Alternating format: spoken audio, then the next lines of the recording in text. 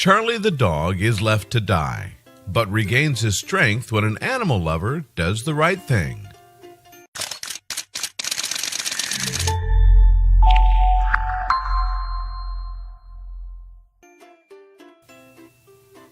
Sometimes it seems like there are no limits to the cruelty some animals are forced to endure.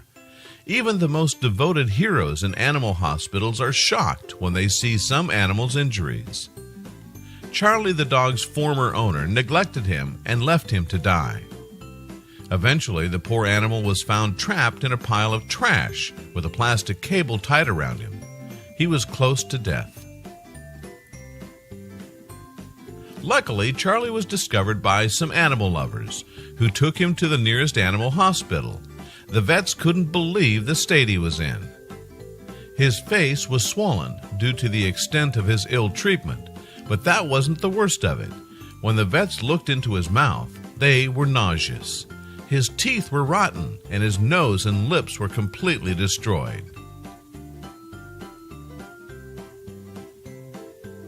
The veterinarians gave Charlie analgesics and performed plastic surgery on him. His gums and the inside of his mouth, which had been torn apart by parasites, were destroyed and had to be removed.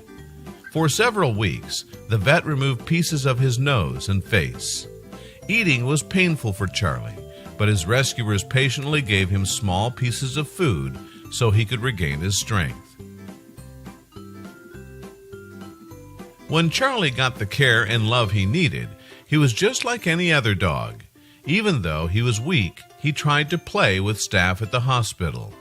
Despite his previous horrible experiences with people, he showed confidence in those who saved him.